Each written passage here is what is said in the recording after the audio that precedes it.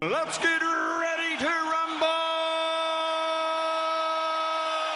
Hello and welcome to Netflix vs. Cinema, the podcast that goes to the cinema every week, sees things, rates them out of 5, stays at home or watches things on various streaming platforms, rates them out of 5, and then tells you where our money has been better spent this week, and therefore where we think your money might be better spent this week. My name is Tosin, I am the host, and I am in a place called Bromsgrove, which is in the middle of the United Kingdom, somewhere near Birmingham. And joining me, as always, on the Isle of Wight is Sharon Bollen. Hello. And joining us from London is Holly Neslin. Hi. How are we doing? Marvelous. Thank you. Yes. And now, we have one film in cinema, one thing propping up cinema, because it's been a couple of weeks since we've recorded it, and we have lost Sean to Thailand again, and Sean is usually the one who's like, if it's a cinema, he'll hoover it up, even though he knows he's going to hate it, like the new Fast and Furious movie, he will probably still hoover it up. Yeah. And the Fast and Furious movie was one of those films that was on possible for us to watch this week. With life and everything at the moment, I can manage about one film a week. So last week I was hoping I'll go see the Fast and Furious movie and then go see the Little Mermaid this week, because that's the film that we saw, and it just didn't work, and I found out something very similar to the Fast and Furious franchise has happened to me with the John Wick franchise, which is after the last one, I am not sure I can be bothered. Especially if they're going to make a film that is going to be stupid nonsense guff 2.5 hours. If they're going to make a film 2.5 hours, and not only is this film 2.5 hours, this film has always been advertised as the first part of the finale of the Fast and Furious franchise. Exactly. So 2.5 hours for the first part of a finale. And then Vin Diesel comes out and he says, actually, it's going to be the first part of 3. We're going to make it a 3-part finale. And I'm thinking, I don't think I can be bothered. And this is where I know that my film buffery butts up against my old mannery. It was bad enough when you end up with things split into 2 as finales. I mean, Harry Potter and Twilight and the Divergent series and everything under the sun that tried to split the final thing into 2 parts. And I blame Quentin Tarantino for when he split Kill Bill into 2. And once people realized that people would still pay for that, they all went crazy. I mean, The Hobbit being 3 films. Duh. So wrong. So wrong. I'll never forgive that. Yeah, no, I don't think I can either. I mean, I could handle it when The Hobbit was 2 films. When they originally said The Hobbit was going to be 2 films. And I was like, oh yeah, there's some stuff you can go and get from the appendices and everything like that and do that. When they said 3 films, I was like, that seems a bit much. And watching the films confirmed the fear that was a bit much. It's like you did not need 3 films all over 3 hours probably, because that's what Peter Jackson does with Middle Earth, to tell that story. You just did not need it. And the stuff that they added was not enough, which is similar to something I'll be talking about with Disney. Yeah, actually, look at me bringing it back on topic. But it's also one of the weird sort of things about this podcast that our London correspondent, who is in the place where all the more esoteric things will show up in cinema, has difficulty getting to the cinema and leaving the house. Is that not right, Holly? This is correct. Yes.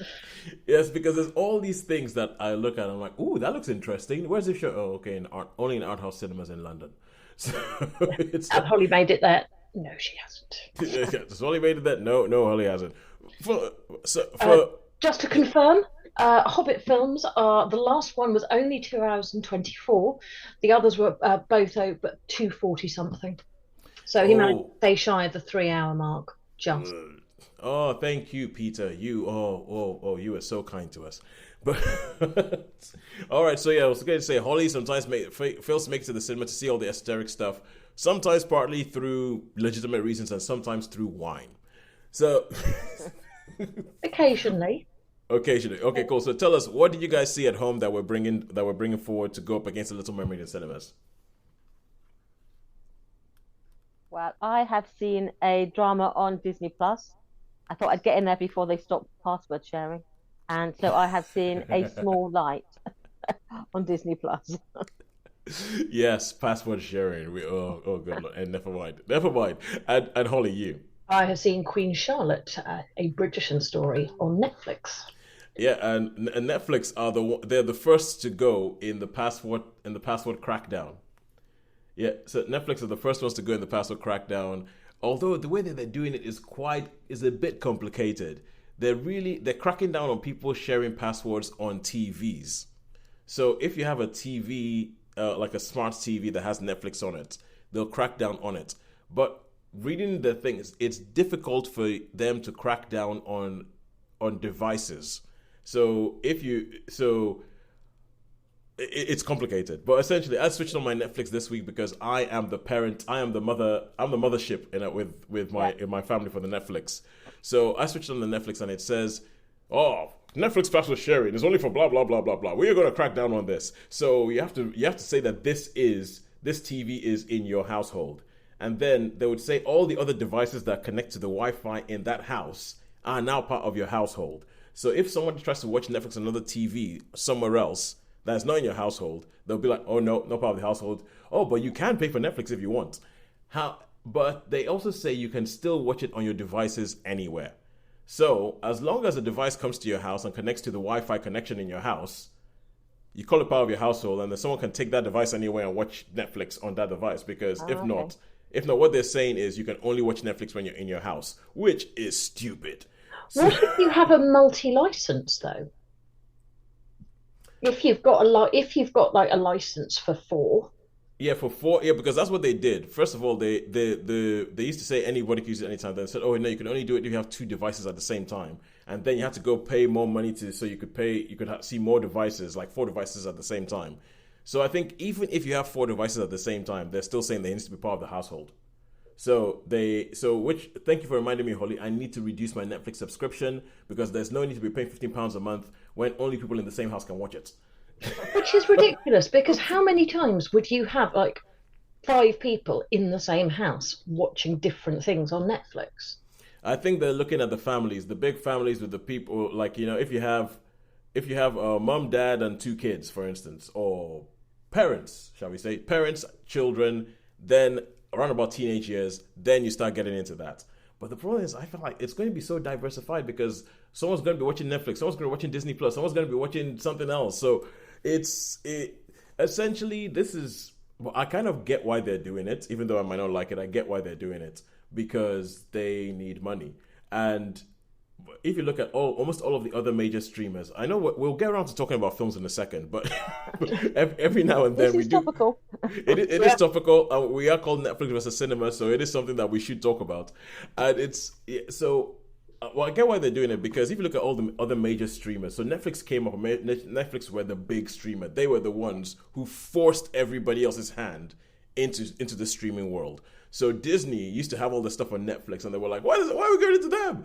And then they used to have something called Disney Life, which was a bit meh. And then they upgraded that to Disney Plus, and they put everything on there. And Apple decided to have their own thing, and then Paramount Plus came to the whole thing. And then but Netflix are the only one out of all of these ones whose business is just streaming. All these other people have other revenue streams. So Disney will release a film in the cinema, and we know, seeing as they own Star Wars and Marvel and Pixar, they can release 3 films in the cinema that all make about £1 billion. So they have an income. Yeah, and they have all the merch. They have all these income streams coming in, and then they can go just throw it at Disney Plus and do whatever they want with Disney Plus and treat it like a toy. Quite frankly, Paramount are just fine going through their back catalog doing a similar thing.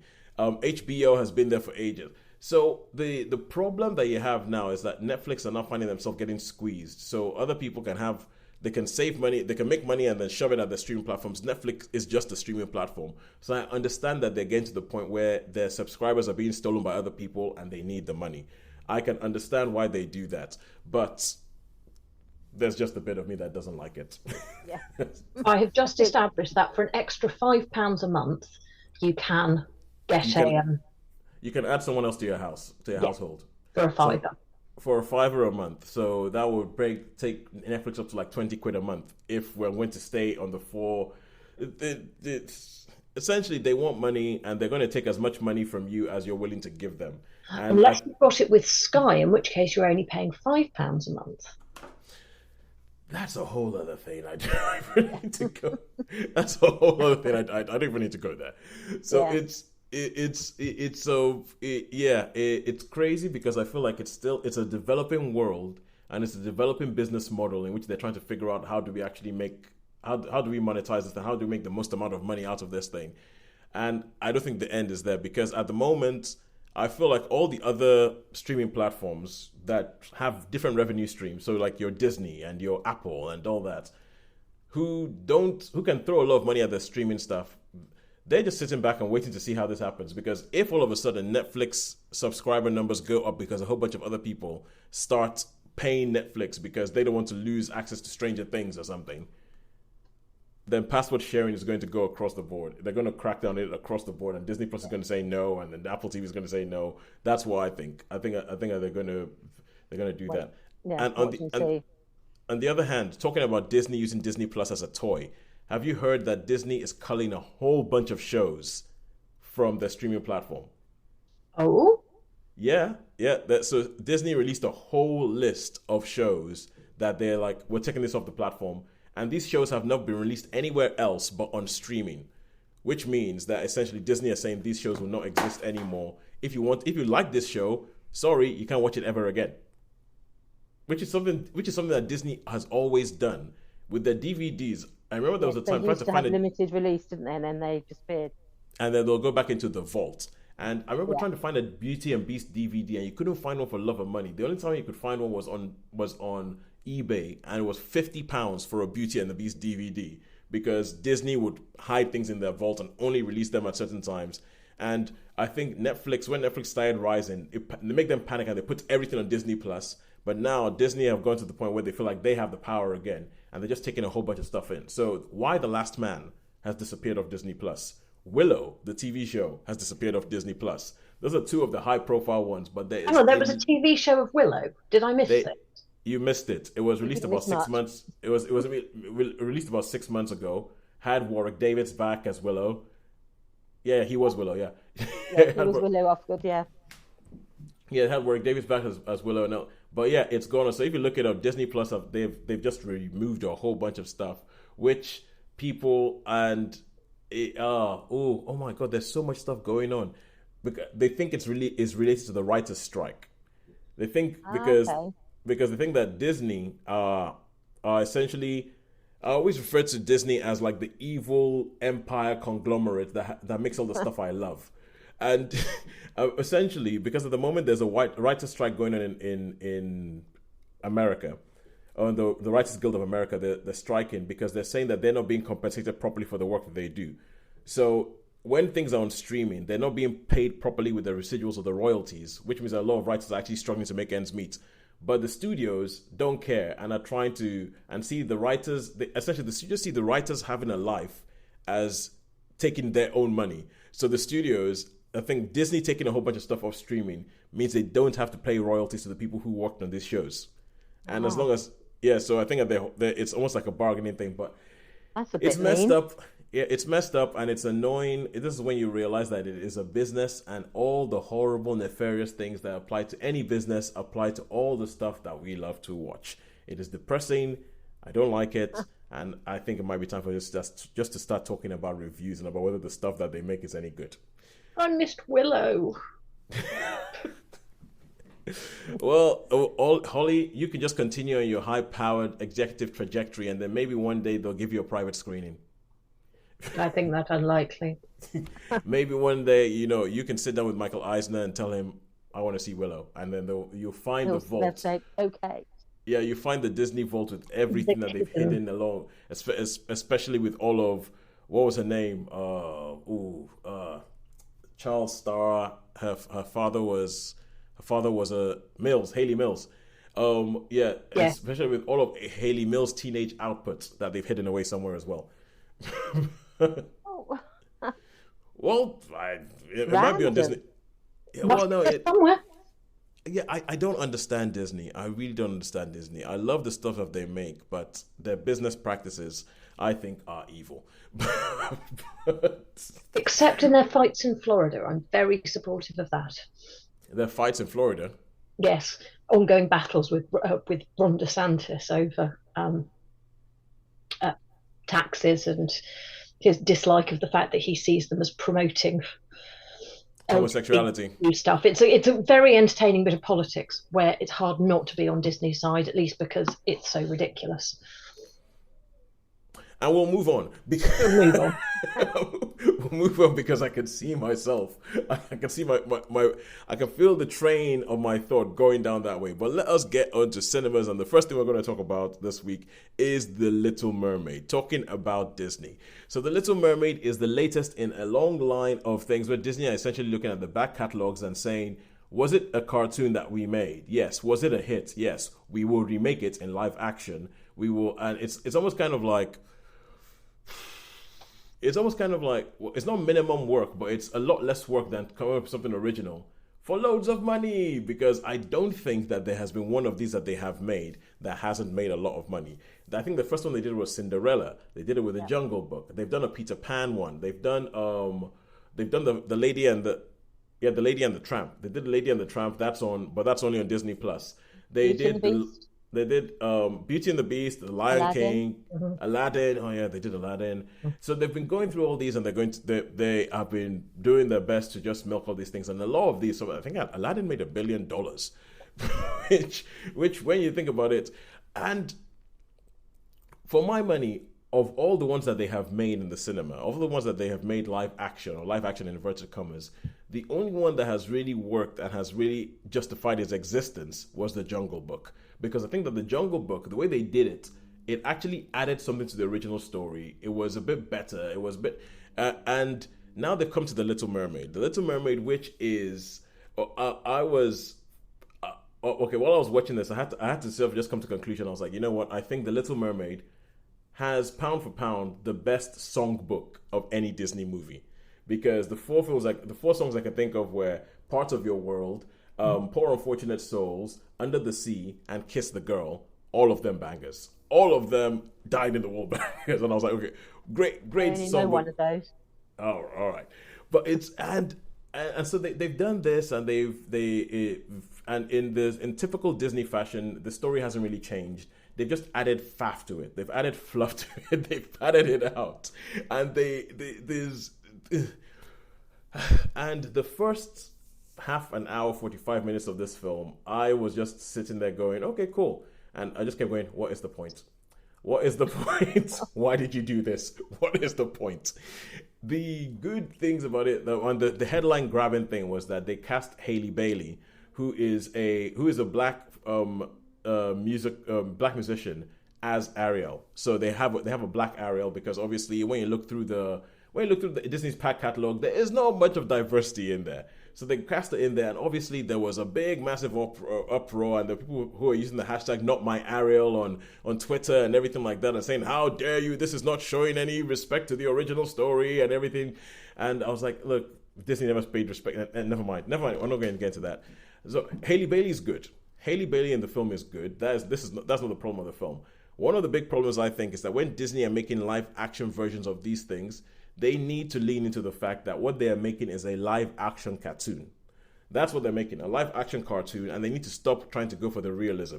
Because Flounder, in the original, Flounder is this cute little yellow thing. Yeah, I know. Holly has a hand on her heart now, because just thinking about Flounder. Flounder is the cutest thing in the original. Now they just made Flounder a fish, a weird looking fish that talks. And as such, Flounder isn't cute. Flounder's a fish.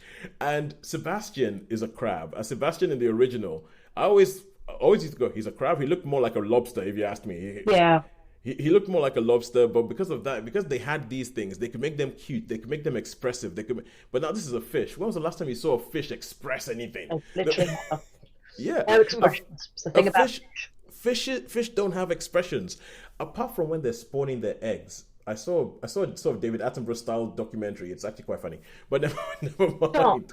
Sharks sometimes have expressions. Yeah, so there's Flounder, I assume, is not suddenly a shark. Flounder is not a shark. Sebastian looks more like a crab, and there's things that they do, like you have Daveed Diggs who's doing the voice of Sebastian this time round, and I don't know if Sharon, I know it's animation, so you don't care, but Holly, you know the original Little Mermaid, and there's some line delivery in Little Mermaid that for me is perfect. It is boom. That's it. You don't even go near that. And because I know Little Mermaid that well, I kept waiting for the line delivery of lines like, Ariel, Ariel, somebody ought to nail that girl's fins to the floor. Or somebody ought to nail that girl's fins to the floor. And waiting for the line delivery of that. And when they do it in the film, you're like, no, wrong intonation and all that. And for the first bit of the film, Sebastian, he's like an exposition machine, and they have him just sort of always scuttling along and just talking to himself and everything. And they're adding all these ad libs and stuff that don't work, which you can see that somebody thought was funny. They're not funny. Thankfully, the film improves when they get out of the water, because if anybody knows the story of the Little Mermaid, she makes a deal with the sea witch, and in this one, because I think I'm going to blame Fast and Furious for this. They have to, apparently in any film they have, everybody has to be released to everybody. So Ursula is no longer just a sea witch. Ursula is actually King Triton's older sister. And so she's sister, and there's a family thing going in there that it doesn't. I'm like, why do you have to put that in there? That doesn't do anything to the story. So she makes a deal with the sea witch so that she can go on onto the land, and she can have legs, and she can have a chance of meeting this guy who she's fallen in love with when she saved him from a shipwreck, but she loses her voice, that sort of stuff. When they get out of the water, the film improves. Because when they're in the water, everything is just, this is not as good. This is not as good as the cartoon. The fish look weird. They don't emote. Why is there a shark in there? It's like you just flew in a scene from Finding Nemo and plunked it in a Little Mermaid. That doesn't add anything to it. And the big musical number, Holly, what's the big musical number in the Little Mermaid? Oh, it's Part of Your World. Probably, or Under the Sea. Under the sea. Yeah, Under the Sea. I think Part of Your World is it's good, but Under the Sea is the that's the big first one. thing that comes to mind. That's the one someone like me would know, because I don't know anything about it. Yes, I know that one. Yeah, and because it's joyous. It is joyous. That is the thing. It is joyous. The same way like the just can't wait to be king in The Lion King. Joyous. Same problem with the Lion King live action remake. These animals are not that expressive. Therefore, the joy gets leached out of that number. And it just seems like by the book, run. It's like animal, run here. Animal, go there. Animal, do this. Animal, do that. And Under the Sea in this is stripped of its joy, is stripped of its color, is stripped of its acrobatics, because they used to have these things like a sort of almost like a Bubsy Berkeley kind of thing with it's stripped of it all. And but anyway, so I was happy when they got out of the water. When they got out of the water, things got better. And then you could see that some of the things they added, like they've made the island very, very obviously a Caribbean island, which all of a sudden makes Sebastian's accent make a heck of a lot more sense. So they've made the and there's bits outside of the water that make that, I think, they fleshed out a little bit there that works a little bit. Even though they have this weird thing where the prince is white, the queen is black, and they have this whole thing about the prince being adopted by the queen. But even though there is a Caribbean accent, the queen speaks with an English accent. It's all messed up. Okay, it's all messed up. It's all messed up. It's not consistent. But when they get out of the water, it gets a little bit better. There's some good things in it. Like I would say, Aquafina shows up as the voice of Scuttle. That's cool. They changed one line in the song "Kiss the Girl," which when I heard it, I was like, "How you changed that line?" And I thought about it, and I was like, actually, that was a very good idea that you changed that line. One of those. I was like, I never thought about it beforehand, but yeah, there are some issues, especially now that we all know about consent and stuff. Yeah, it's it's a lot better. It's a good idea you change that line. So all in all, I don't think I can give this more than a 3 out of 4. There's some things that they do where they try and make it a bit more. They try and make it obviously with everything now. They try and make it a bit more there's a bit more of a feminist bent, and they try and give the female characters a bit more agency in it. The way the film ends, there's something that they do at the end, which I kind of saw coming. I was like, they're going to change that. Sure enough, they changed it to sort of give Ariel more of a hero moment. And but overall, my feeling was, why? Why did you even do this? I think the only things that good that might come from it is that it might bring Hailey Bailey to a wider audience, and I think she deserves to do more because she is really good in it. She does the best of what she's done, especially when Ariel loses her voice. When Ariel uses her voice, I think she's actually very, very good, because those scenes could have fallen flat on their face. And Sharon, if you've seen nothing of this film, I would like you to see they write a new song, and they give Prince Eric, because Prince Eric never had a song in the original. they give Prince Eric his own solo. We know musicals. We like musicals. You know how there's a way to stage a musical or a musical number where there's just one person on screen. Yeah. The staging of Prince Eric's song is so lazy. It is so incredibly lazy that it dips into parody. It straight up dips into parody. You're kind of like, oh, is that what you're gonna do? Oh, you're gonna run there. You're gonna run to a rock. Okay, now you're gonna run down the road. Now you're on a boat. And if you've ever seen The Lonely Island have a song with Michael Bolton, because Lonely Island do parody songs, and they have a song with Michael Bolton called Jack Sparrow, and there are shots in Prince Eric's number that seem to be taken straight from this number about Jack Sparrow, but seem to have forgotten that was a parody of lazily done musical numbers, and it's so lazy. It's oh my god! And I don't even remember the song. It's not like a Beauty and the Beast when they gave the Beast the song Evermore. Remember, that song stayed with you when you left as you left the cinema. But it's stayed with me. Yeah. It's but anyway. Let me see. They could have gone more Hans Christian Andersen if they'd wanted, which is thoroughly depressing. You see, the thing is, they could have gone that way if they wanted to go for the realistic thing. Like, I still think that there is an interesting film to be made about the Lion King, where they make it like a David Attenborough documentary, where you have the story of the Lion King, but it's narrated by David Attenborough as him narrating the story, while you have all these photorealistic lions doing. Because the best thing about the Lion King was the effects and how they nailed lions to look real. And I think that would have been a much more interesting take on the live action thing. The difference being that, of course, it would not have made £1 billion, because there would have been no Be Prepared, or no Just Can't Wait to Be King, or no.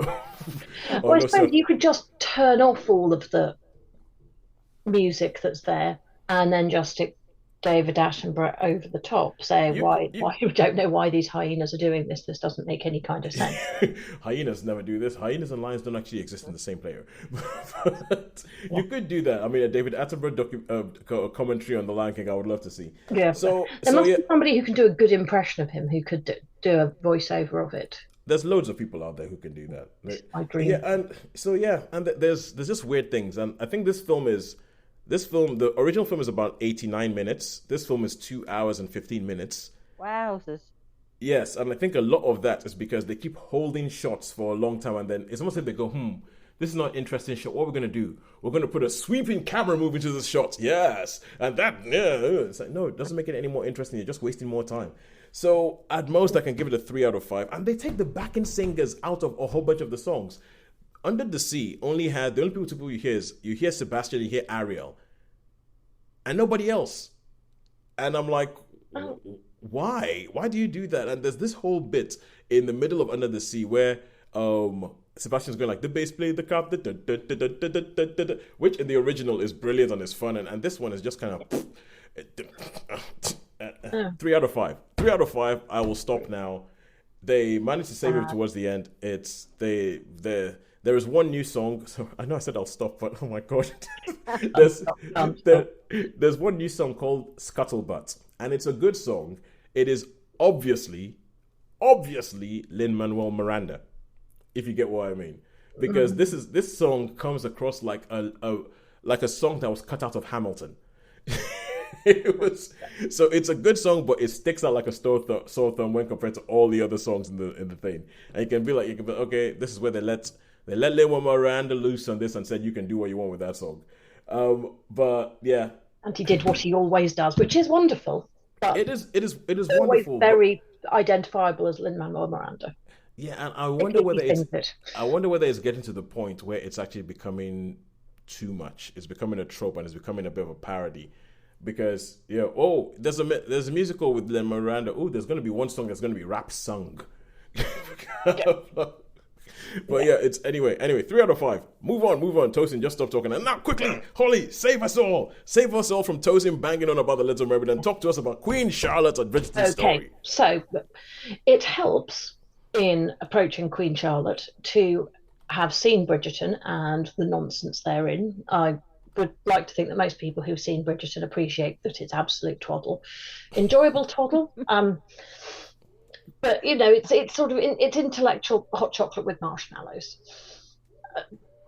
and that's just fine. That's a really, really, really good description because Netflix have said themselves that that is what they are trying to aim for. They're trying to what the words they use, the words they use that they're aiming for a gourmet hamburger. That they want to make their shows to be a gourmet hamburger and intellectual hot chocolate with marshmallows.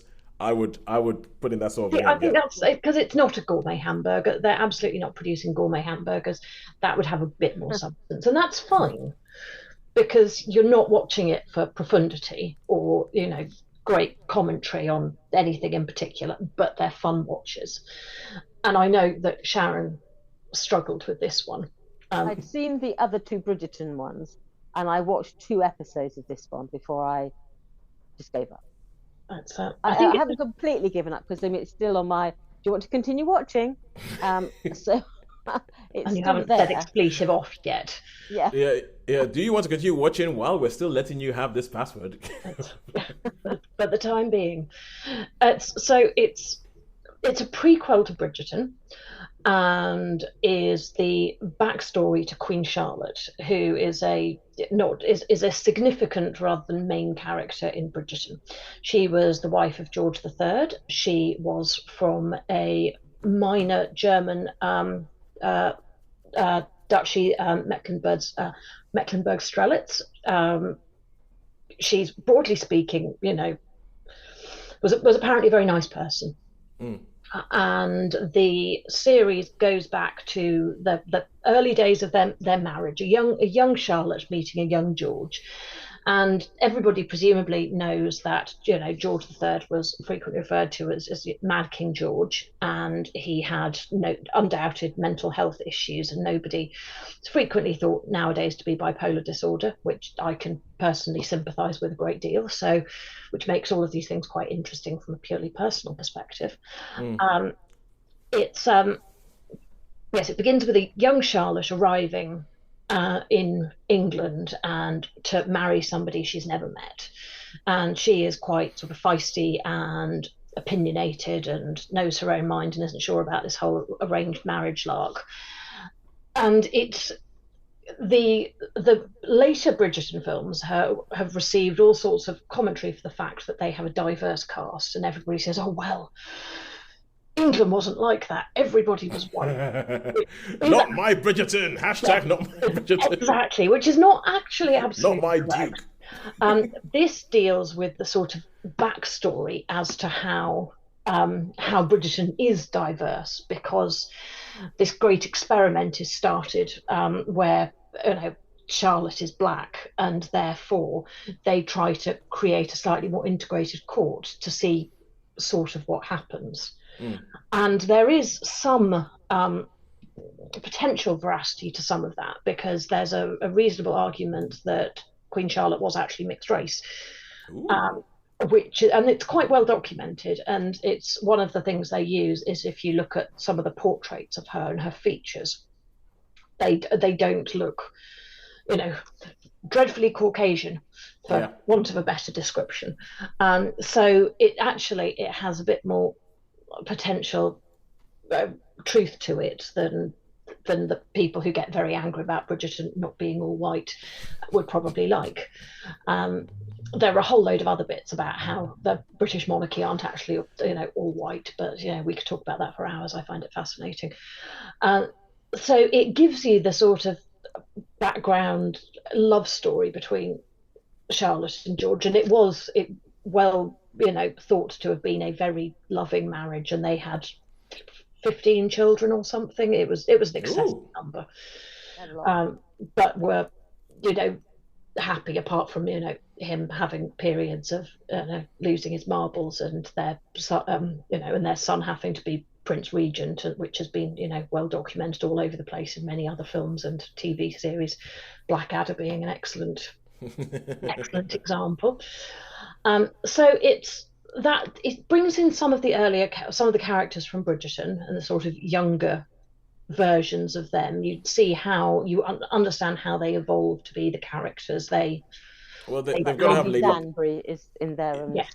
They've got to have Lady Danbury. and she is indeed there. Who is probably the best character in Bridgerton, quite frankly. And she and Queen Charlotte are right up there together in Queen Charlotte. Yeah. They are both forces to be reckoned, and she's a key character in it. So it's it runs through jumping forward and backward in time a bit to where you are around Bridgerton days, and then where things were at the beginning. It's got I can't think what the mother in from Bridgerton is in it. She has a name I can't remember. I didn't. What the character name or the real actress? I'll go with both actually. Lady Bridgerton. Yes. But yeah, the mother. Lady the mother. Bridgerton, yeah. Lady Bridgerton will do. It's nonsense. It is not historically accurate. Well, it's not historically totally inaccurate, but it's a good bit of it is just rubbish. But rubbish fluff. It is intellectual hot chocolate with marshmallows, but it's also thoroughly watchable. And I actually enjoyed watching it, but I struggled with the first couple of episodes as well. It was only that I didn't have anything better to do with my time and didn't feel at that moment in time that I wanted to watch The Newsroom for the 50th time. I'm watching that again at the moment, obviously. It's, I've only seen it once this year. Watchable, nonsensical, bit foolish, pretty much what you'd expect from something associated with Bridgerton. Will be particularly entertaining because it's going to wind a lot of people up who think that it's absolutely dreadful, that it's not all very, very white. And that'll keep me amused for quite some time. So it gets extra points from me just for the fact it's going to annoy racists. So how many stars would you give it? I'm going to give it a 3 as well, because it probably only really deserves a 2. But for annoying racists, I'm going to bump it up to 3. Well, would still recommend watching it. Just don't expect it to be good. I must admit, I didn't like it. I watched it. I didn't like it. I must admit, I don't think it was for racist reasons, but I must admit, I was a bit uncomfortable with some of the aspects of it, with the whole elevating members of to the peerage just to sort of make Charlotte less obvious. I thought there's a basic misunderstanding of how the peerage works, which I thought, this doesn't make any sense to me. This is not how people get elevated to peerage. And so I got a bit cross with that, because I'm thinking this is a basic lack of understanding about anything about British history. So I don't care about what actors they play or what colours they are, but I thought they don't understand our history at all. No. Because there's some basic things I'm thinking, but that's not how people are made, Piers. Yeah. That's what that bugged me a bit. And I'm thinking, I understand how they're trying to create a backstory for this world, because it's not our world, it's not the Regency. It is a fictionized world. So don't get cross about it, because it's not history. It's the version of it's their fairy tale version. It might as well be the MCU. Yeah, because it's just not real. But I thought in some ways though they're selling it as like, actually, there is I was uncomfortable with some of the aspects. They say selling it as like, well, actually, we do believe that she was mixed race. When what I've read about Queen Charlotte was that she may have had some North African ancestry, but it was sort of like 4 or 5 generations before this. Yeah, so not having one sort of at North African ancestor 5 to 6 generations ago is not going to make you look that ethnically diverse to everyone else around you, really. But anyway, so I just thought, I don't think it's for racist reasons, but I just thought I just find it a little bit tiresome sometimes. I think I know what you're talking about, and I think it comes down to the fact that this show is primarily made for Americans. Yeah. And when Americans make stuff about Britain, and they make stuff about there is sometimes a kind of thing of, okay, yeah, this is the starting point, but this is our play box and we're going to do whatever the hell we want with it. Yeah. And then they try and use and I obviously, because, well, I guess technically speaking I'm British, but I'm Nigerian. So technically speaking I'm British. So I have this whole thing where it's a similar thing when they go and they do something in Africa and I'm like, what the hell? Get it right. And they just seem to, but it seems like they go, oh no, this is what we're gonna, and it's gonna be a play box and we can do whatever the hell we want with it. And we'll use the stuff in Africa and we use all that kind of stuff or in Britain to talk about problems that we have in America. And I think that's so they are trying to address other issues using this idea that they've heard of peerage, and they go, oh, what if it was like this? But the problem is that there's it's probably that it was not, but also going to Sharon's point that there's going to be a lot of Americans who think that is actually what happened, and there's going to be a lot of people who don't get it. It's kind of like, if we're talking about King George, there is the fact that the film of The Madness of King George III, that started Nigel Hawthorne back in the day, and when they took it to America, they had to change the title to Madness of King George because they thought that most people in America would think it was a sequel and wouldn't go and watch it because they hadn't seen the first two. Yeah. And it's things like that. It's things like that where I think America might have moved along a bit, but still there is this kind of thing where they see something on TV and they just sort of think, oh yeah, it happens in a lot of places. But I think especially when it's historical, they're going to think that that's where it was. They're going to think that that's what happened. Yeah, and I think for that reason why I don't hate it, but I was part of me thinking this is a basic lack of understanding of how the court works, how society, how Britain works. I thought you just don't get it. If it had made it so that it, because when I watched Bridgerton, I always made my own backstory up as like to how they had like this racially diverse populace, and I was thinking, well, it is conceivable that someone would have been made a peer during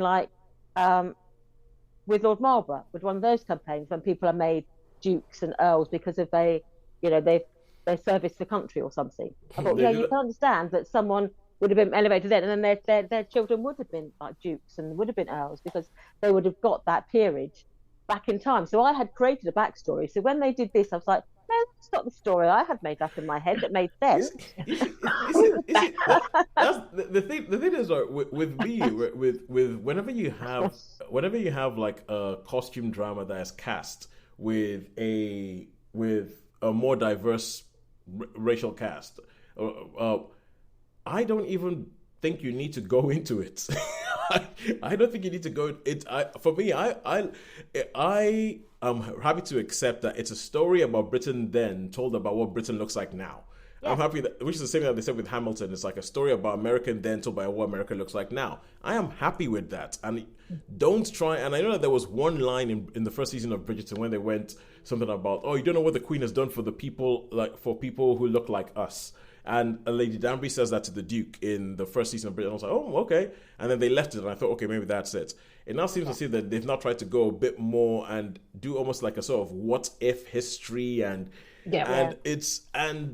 when you do that, I think you need to be very careful, and everything needs to be very clear at every step of the way how you're building this world, because if not, something you say in chapter 1 will come back to bite you by chapter 12 because it isn't consistent. And it's very, very difficult to do that, which is one of the big problems I had with Noughts and Crosses, which is I never finished watching that show. That show, the internal logic of that world that they built makes no sense to me. I read the first book, but I didn't get as far as watching the show. Never. I mean, I think it's one of those things where you look like, okay, it seems like a worthy thing. Like, what if Africa had taken over Europe as opposed to the other way around? Yeah. It seems like you're making a worthy thing, but it seems like you thought this is worthy and you stopped at that point. The rest of the world doesn't make sense. Why is it that the Africans took over Europe and the Africans speak with cut glass English accents? Makes no sense. So when you start going into that, it starts causing issues. So I am happier with them just sort of going, look, we're going to cast people who do not look like the people would have looked like back then. You don't need to explain it or justify it or make up a history for it. It just is. So that's what I think was my stumbling block with Queen Charlotte I was thinking, you're justifying your choices by creating this sort of mythology around it. And I don't think that's necessary. So I don't think the story about Charlotte and George was, I thought, I probably would watch that, but I thought, no, you keep going on about, this made up stuff. The made up stuff predominantly becomes less anything after a while.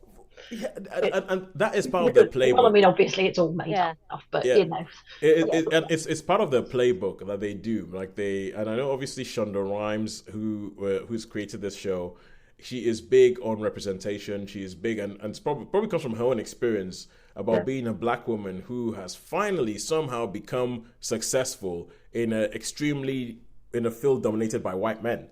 And so a lot of that probably informs everything that she does.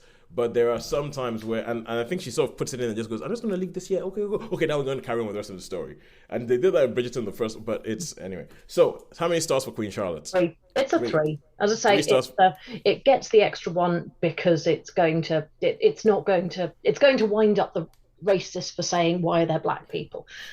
Not why is it nonsense, but, angry racists. Yeah, well, we can make a show that shows you exactly what white people were doing to black people in that time, but you're not going to like that one either.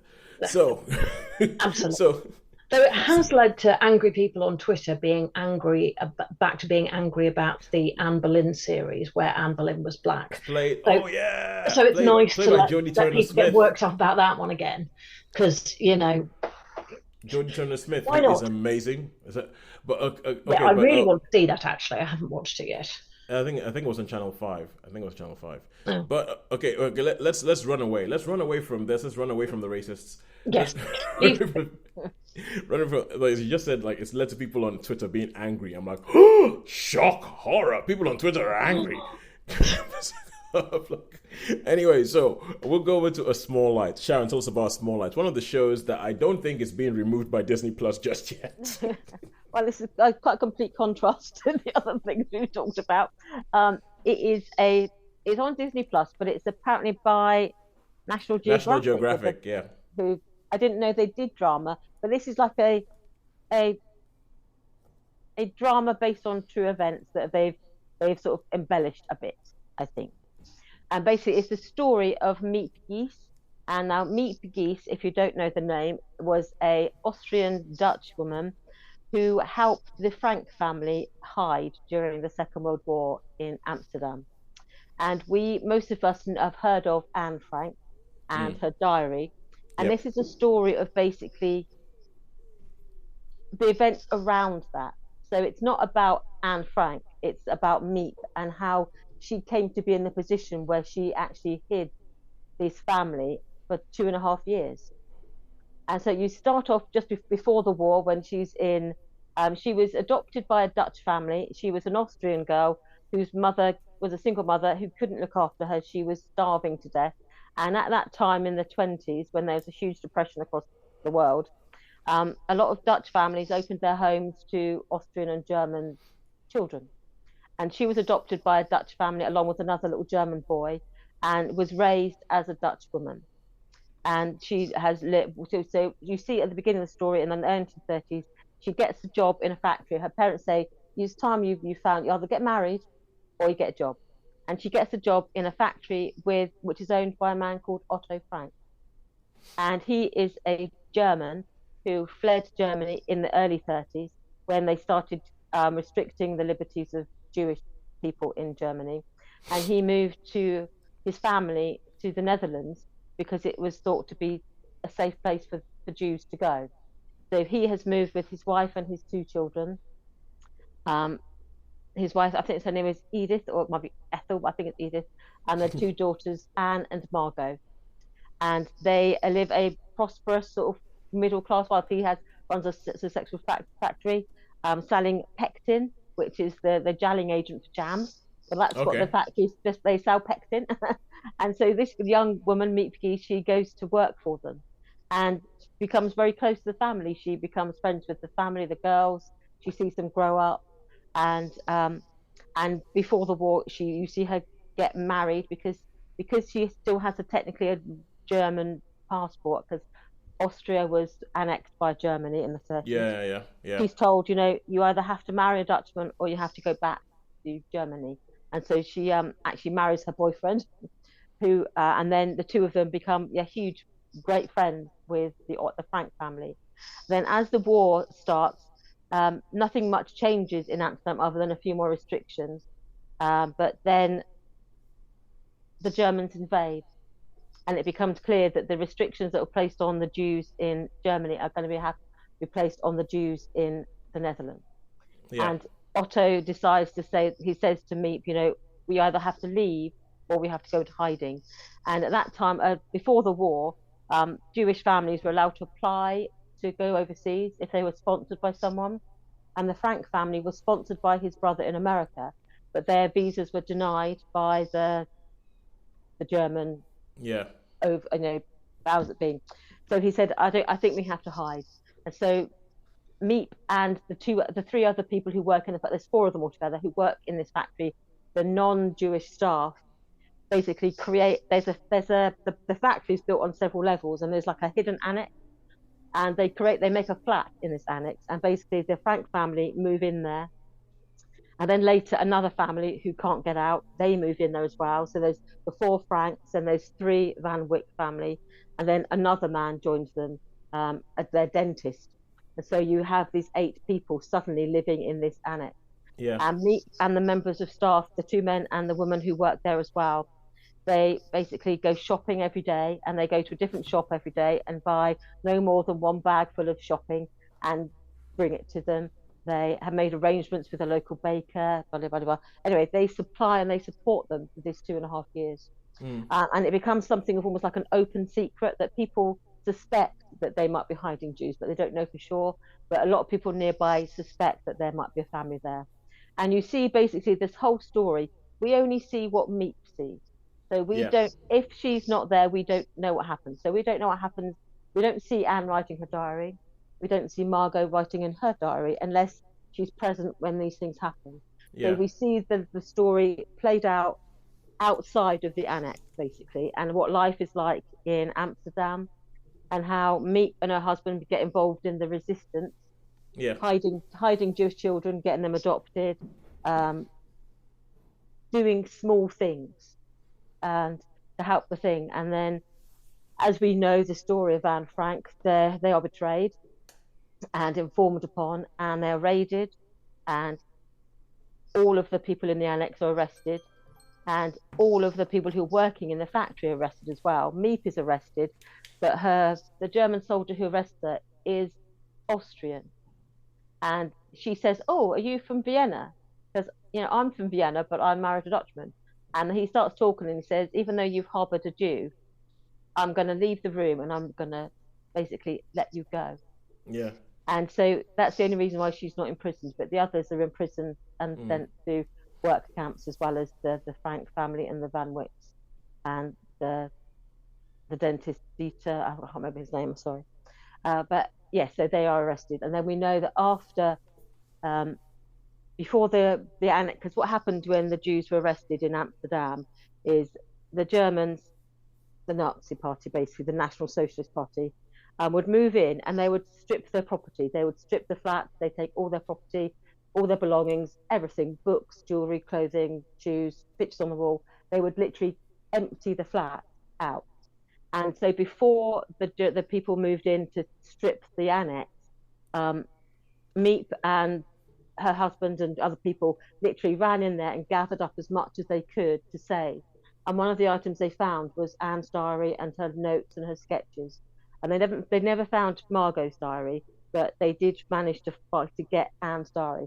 And then she kept that diary for 2 years throughout the rest of the war, until it was, till the only person to survive was Otto Frank, and he came back. And when it was confirmed that the girls had died, she then said, "Well, I was saving this for Anne, but as you've come back, and Anne, we know now that Anne has died, here's her diary." And so Mietke kept it safe, and she gave it to Otto Frank, and then he decided in 1947, I believe, that it was too valuable not to share with the world, and therefore we have the diary of Anne Frank. So it's the story, seen through this lady's eyes, and then the meaning of the story is that a small light in a dark room can sort of give great comfort. There's a quote that is quite moving, but I can't remember exactly. The meaning of the title. Yeah, a small light. So could I just check? Have you just told us the story of the entire series? Yeah. but, more or less. But I guess as far as you're concerned, it's history. Most people know this anyway. Yeah, if you don't know the story of Anne Frank, then I don't think you'd have any interest in watching this program. All right. So who do you think it's made for? Because I have to admit, when I saw this, and I was like, okay, it's interesting. It's got Bel Powley, who I love. I think Bel Powley is a brilliant actress. Lee Schreiber is also Lee Schreiber, he's in there as well. I think these are all Joe good Cole, who people. was from Peaky Blinders, yeah. So Yep, good Joe Cole, cast. Peaky Blinders, Gangs of London, and these all people who I love, all people who I think who are good. But I was actually thinking about why would I watch this? It's yes. So um, Yeah, would you that's a address good that? Like, question actually, because why did you watch? Why did you watch it? it's one of those things you know how it ends. It's almost like I always think of like Romeo and Juliet. You know how it ends on the very first page. Yeah, So why would you still watch it? And I think it's that compelling of there's a certain the truth has a certain power to it. And I think to save I think and some stories deserve to be told and deserve to not be forgotten. And I hmm think the story of Anne Frank and people like Meat Geese who were resisting the sort of the National Socialists, I think they deserve to be remembered, and I think that they should not be forgotten. And so for me, this story was reminding me of the tragedy of what happened to many people in Amsterdam. And if you're a Christian, I think most non-Christians know the name Anne Frank, and nearly every Christian will know the name Corrie Ten Boom yeah. Corey Ten from The Boom, yeah, Hiding Place. And so they live in the same city, and their stories were similar in the fact that is that the Corrie Ten Boom hid Jewish families, and she and her sister were arrested, and her father was arrested, yeah, and her sister and her father died in captivity. And when she was released, and she went on to tell her story.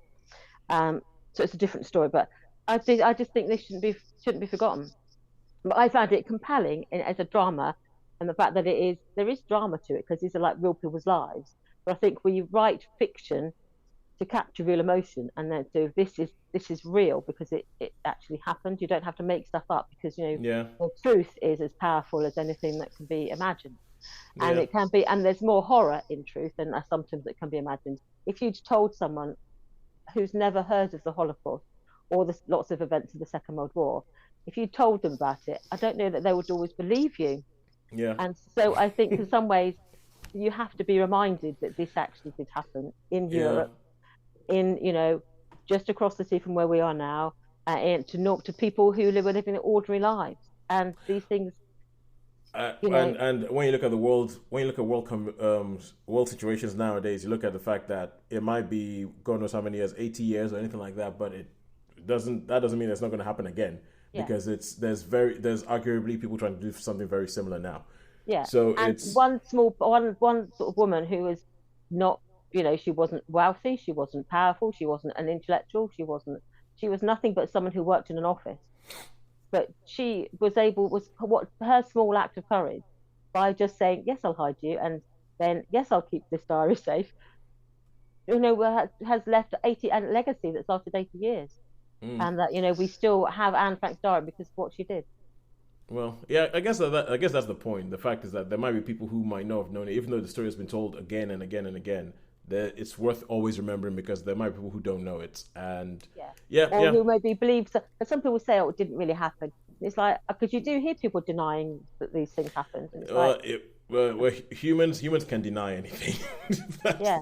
And one of the things I've found is that humans can lie about anything and they can deny anything. So yeah, it's and I think again, like I've always gone on banged on about this. I won't bang on about too much, but sort of personal history. One of my uncles was at D-Day Plus, moved across Europe into the Low Countries, into the Netherlands, and he saw concentration camps.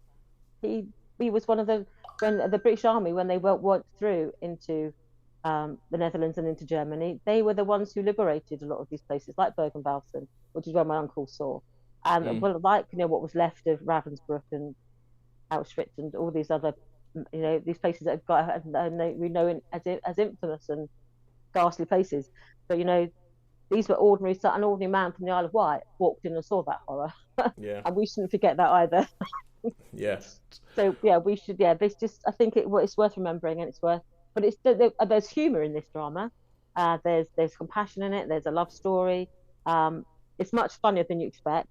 It's for a serious subject matter. It's handled with a light touch. So it's serious when it needs to be serious, but there's moments of joy and there's moments of humour, as you would expect. They're not made into plaster saints. You can see how Anne was joyful, naughty, funny, and a teenage girl who didn't always mm. get on with her mum, and her other sister was like timid and not lacked courage, but she needed she was not as bold and brave and as bolshy as Anne, but Yeah. she was this. It was a tragedy that the world was deprived of these two young women and millions like them. But yeah, so I thought it was very well done. Um, but yes, it wasn't as dark and as gloomy as you may think. Yeah, it was done with a lightness of touch that Because made it because life still a happens even though terrible things happen. yeah. And even in the house, even in the annex, there's humor, there's joy, there's laughter. They bickered, and their life was going on even within these four walls for 2 years. All right. I need to ask you, how many stars? I would give it a 4 star, Okay. Four definitely 4 star. stars. 4 stars for a small light. But then again, quite frankly, I think anything that has Belle Powley in it, she's one Yeah, of those she's actresses who amazing. I trust. And I trust that if she's in it, it will not be rubbish. Yeah. That there will be And Lee something. Schreiber as Otto Frank, he had the right touch of like this quiet humor. He was that quiet humor, that resilience, that compassion. Because after the war, many, probably thousands of young girls wrote to him, and he wrote back to many of them. And you can see that he became like a father to many, didn't he? Yeah. That compassion is there, even though he was like this strict, upright German, of a man raised of his generation. That you can tell that's there, but there's also that man who became like the father to many, who was correspondent. It's funny with Liev Schreiber. I mean, he's sort of like sneakily become one of the best actors on TV. Yeah. Because the first time I ever came across him was in Scream 2. I think that's the first thing I remember seeing him in. And then Elizabeth just kind of like, hang on a second, Liev Schreiber, he's good. He's good. Right, okay, so now we're going to round up, and this final thing that we're going to talk about, I'm going to try and talk about this quickly, is Poker Face. Poker Face, and this is on Now TV. Poker Face is a TV show that has been released in America a while. We have been waiting for it in the UK because it was released on, we're talking about everybody having their own streaming platform after Netflix forced their hand. NBC in the States, if you know that they have their logo is like a sort of peacock with all the different letters and the feathers and everything like that. So they had a streaming service called Peacock. And this was on Peacock in the States. It never really came over. Peacock never really came over to the UK. Then it showed up in a kind of way in which Peacock shows were showing up on Sky, and it was like Sky, Peacock by Sky.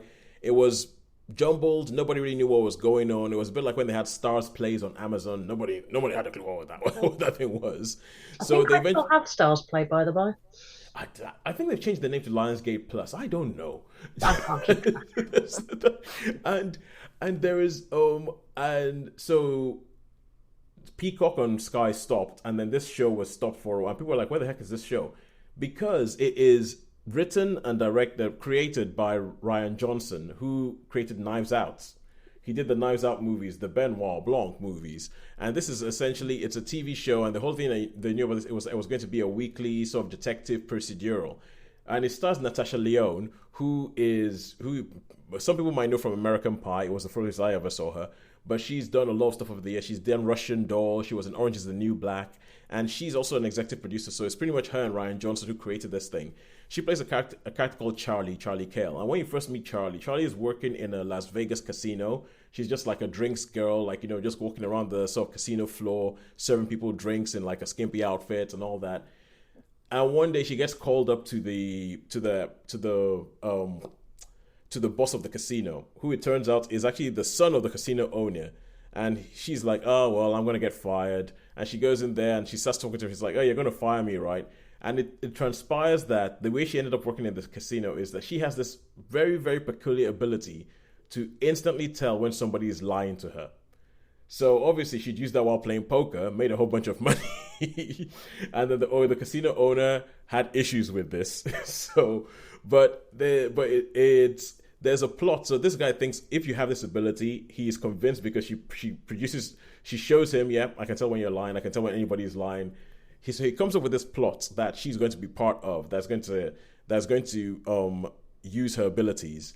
Something goes wrong, and then she ends up going on the run. And this show makes no bones about the fact that it is inspired by Columbo.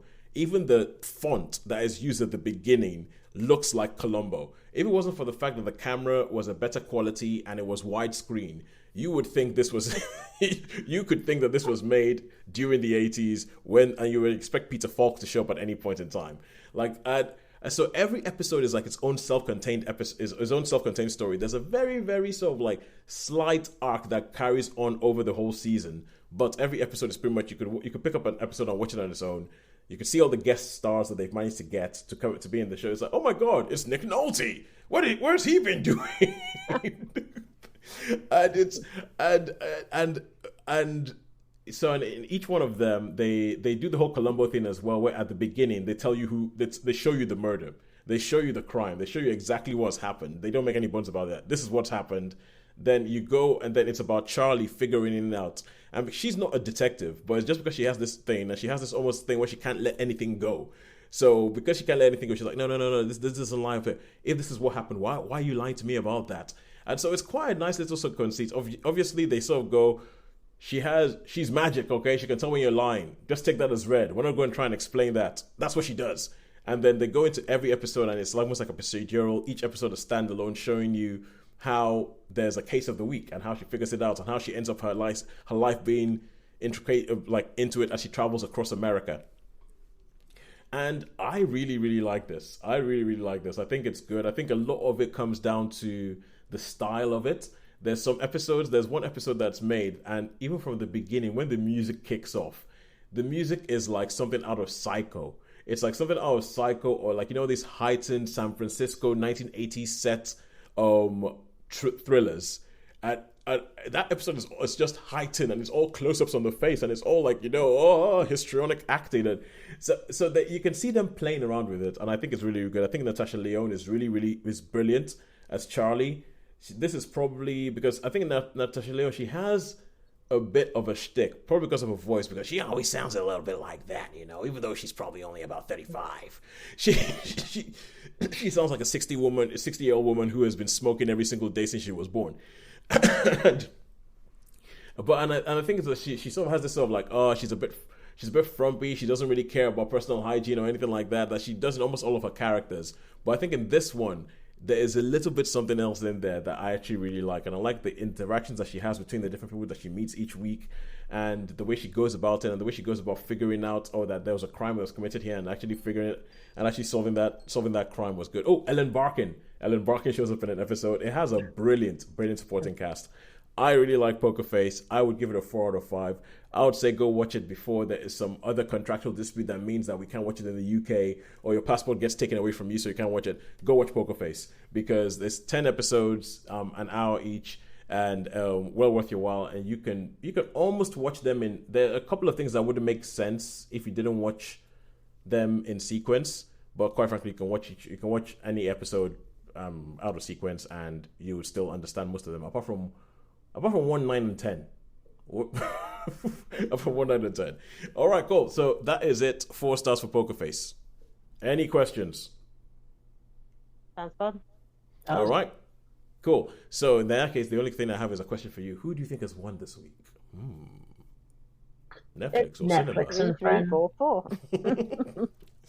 Netflix and cinema. Yes, it's Netflix and cinema's Friends. I mean, I could have gone to watch Fast and Furious 10. I could have gone that. I don't think it would have helped cinemas not much. I think it might have done the opposite. I don't think it would have helped cinemas much. But anyway, but I will reserve my rant about. I've already had my Disney rant. I'll reserve my Fast and Furious rant for for when I finally do watch that. And I'll just sit back and let Sean go, yes, Toast, yes, come to the dark side, because he hates that. But anyway, Sorry, I'm just going to say I'm going to continue to wait for them to do an actual Hans Christian Andersen true version of The Little Mermaid. I don't think I want to watch that. No, nor do I, but I want them to make it. Well, who's going to watch that? Nobody wants to watch that. it's like here, have this a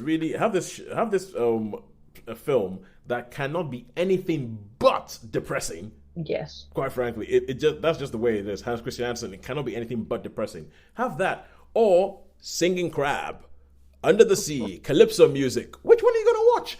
Sorry, but... I grant you the Singing Crab is more fun. Yeah, I'm there for the Singing Crab every single time. I'm sorry, but that's just the way. All right, cool. So until next week, when we shall be... I am going to attempt to watch Spider-Man Across the Spider-Verse, which is out today. Sharon, don't worry. I know, animated, you don't need to watch that. But but the last one was probably one of the best Spider-Man movies ever. And this new one looks like it's going to be inventive, everything like that. So I'm going to be until next week, when I shall be attempting to watch Spider-Man Across the Spider-Verse. Is a goodbye from me. Goodbye from me. Goodbye from me. Thank you very much for joining us.